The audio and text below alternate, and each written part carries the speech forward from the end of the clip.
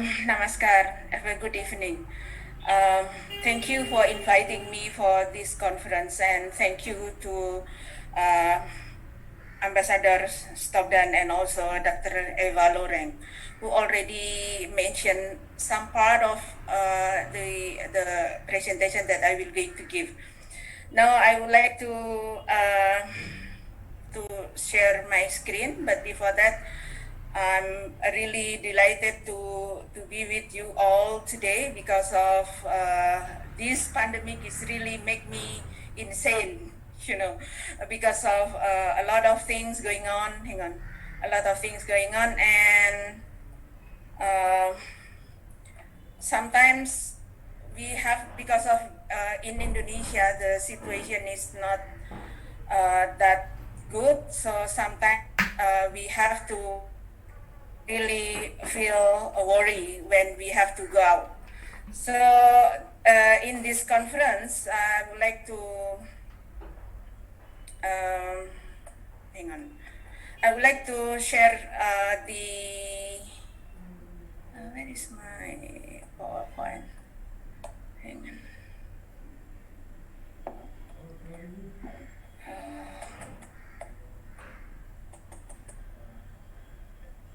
Anyway, I think I have a problem with the power with the presentation. But later on, I will share you some of my view. I will going to talk about reading history of our nation, the Indonesia-India cultural connectivity. As has been already said by previous speakers, there are a lot of cultural similarities between Indonesia and India.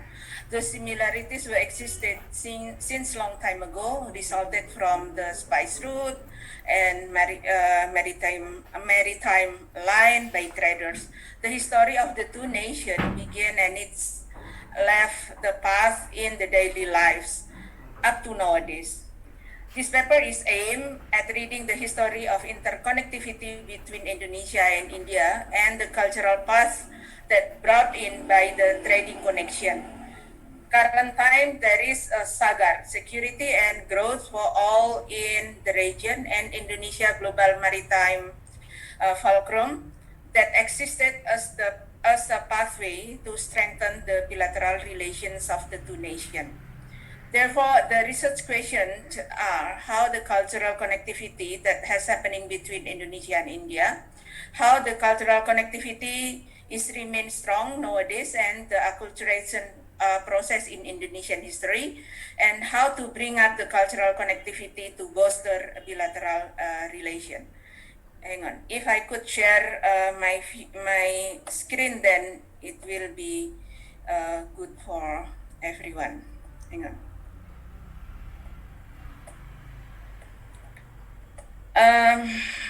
For the maritime zone and traders route, I think Dr. Eva Loreng and also Ambassador Stogdan already mentioned a lot of how trading activities in the Indian Ocean and South China Sea became a possible way to connect. Basically, in the pre-modern era, all connectivity through Indian Ocean and South China Sea is due to the monsoon. By utilizing this wind, medium and large ships can sail from West Asia to Southeast Asia and East Asia and vice versa on a regular basis. Therefore, the maritime trade route is dominated by the commodity of spices and other commodities such as textile, silk, silver, and so on. And thank you to Dr. Eva, who already mentions about how spices actually becoming so famous in our age. And you mentioned also on how the connectivity in terms of cuisine. We have nasi in Indonesian language, in Malay language is rice. We have nasi goreng, fried rice. We have rujak, of course we have martabak, we have nasi kabuli, you mentioned all. And to be honest with you that we have a lot of a lot of language that's similar to each other. Like for example, ganda is in our Javanese language is smell, like Ambassador Sobdan already mentioned. Surya, maybe Surya is sun. Sagar could be Segara. Segara is ocean. So the idea of having this conference in Mahasagar, Rashtra Samooh, to be on and keep updated, I think it is really good idea to make us united again. And on role of maritime route, maritime trade has had an impact on the expansions of India, Arab and Persian traders into the Eastern world. In addition, this change also encouraged by the birth of various emporiums in archipelago, in Indonesian archipelago, such as Sriwijaya, Melayu, Samudra, Pasai, Majapahit, Malaka, Demak, Ternate, Tidore, Makassar, and so on. So the interaction between various nation states in shipping activities in the Indian Ocean should be used as the basis for the development of cooperation between countries in the Indian Ocean region. The various interactions that occur from shipping activities, especially by nation in the Indian Ocean, are mostly based on trade activities and the peaceful spread of religion. On the rapid development of maritime trade, particularly in Southeast Asia, contributed to changes in political, social, and economic sector region from the 10th century to mid of 13th century. The development of shipping and sea trade activities in South India cannot be separated from the context of religion and economic benefit.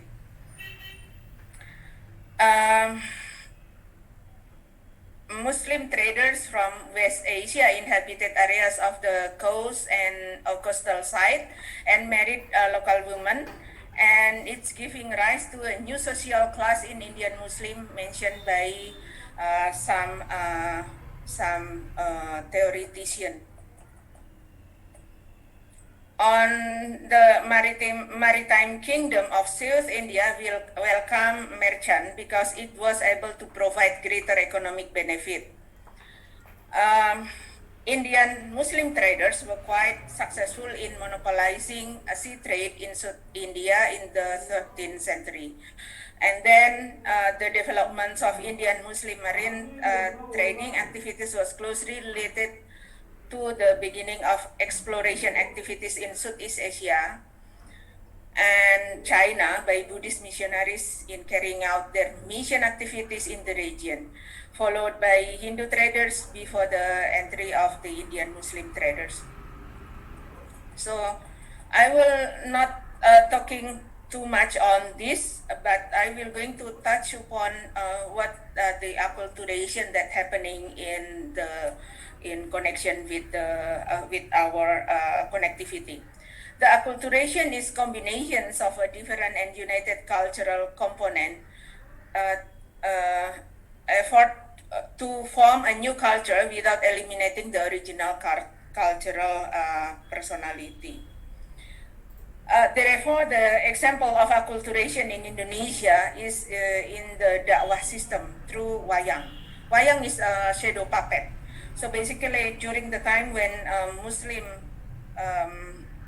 traders in Indonesia, they shadow. Later on, they have kind of acculturation with using wayang that originally coming from Indonesia and got influence from India. And we can see the art of building mosque with the roof overlapping with shows the acculturations of Islam with Hindu cultures.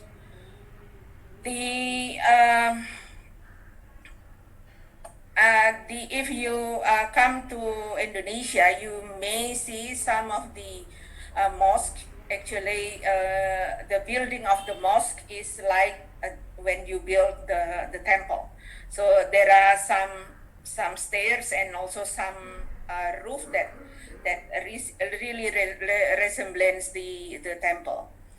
And if you come to Indonesia and you go to Borobudur, part of the Seven Wonder, and also go to Prambanan Temple, you will see how the acculturation was happening since a long time ago.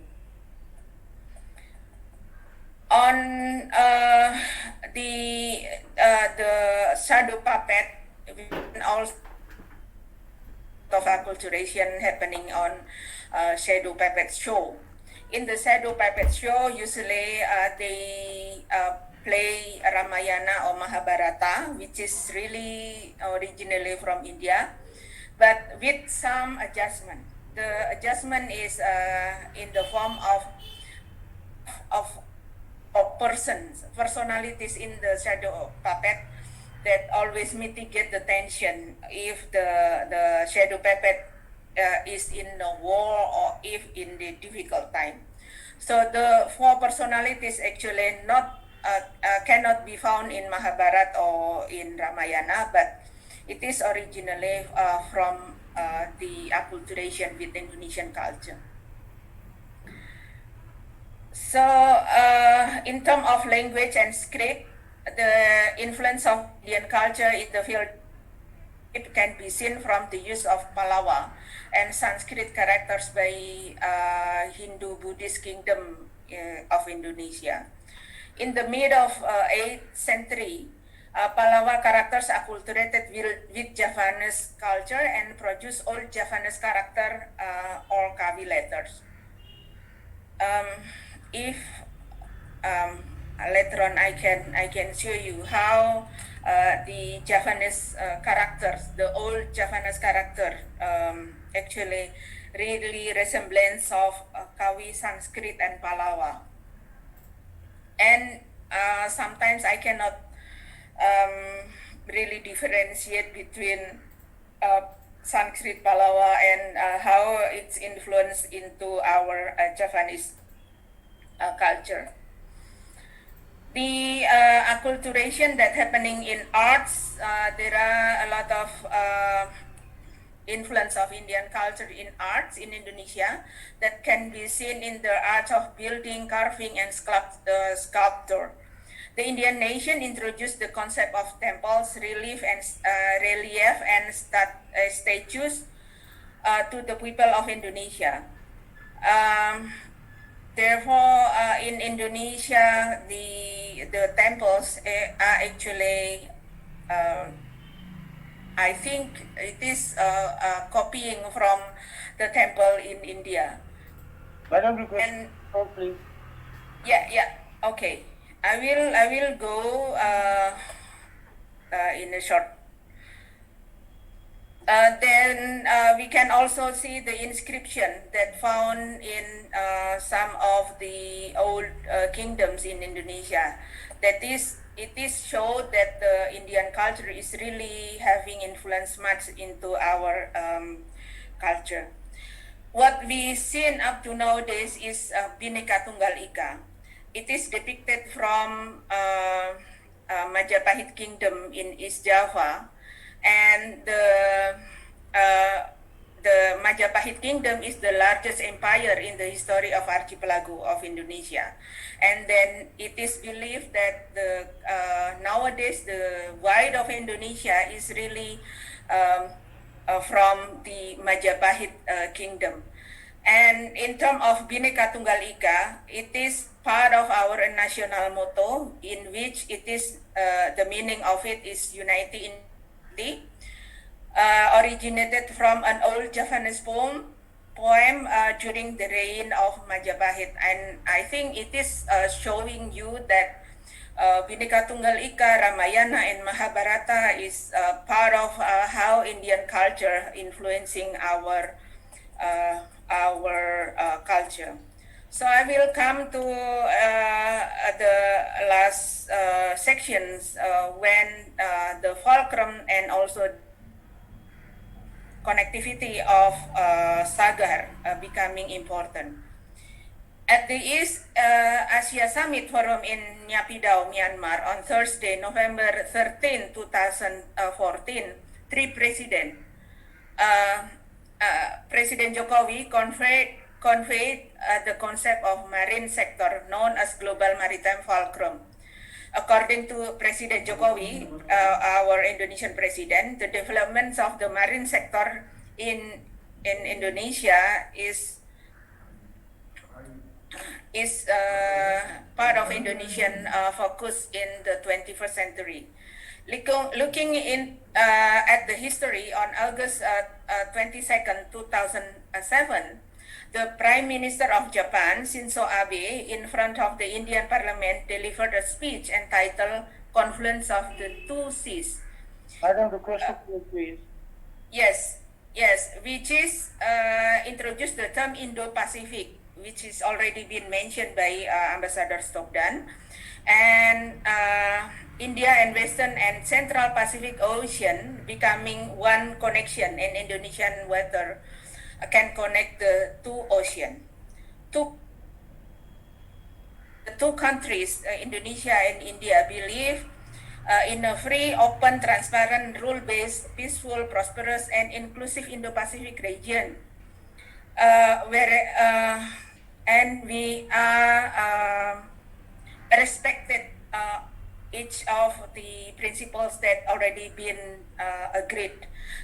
So with the maritime trade and cultural connectivity that was happening since a long time ago, even during the 6th century, I am convinced that the bilateral relations Indonesia and India can be strengthened because we have a lot of similarities and we can build one strengthened relation because of that. Thank you very much for the opportunities. Thank you.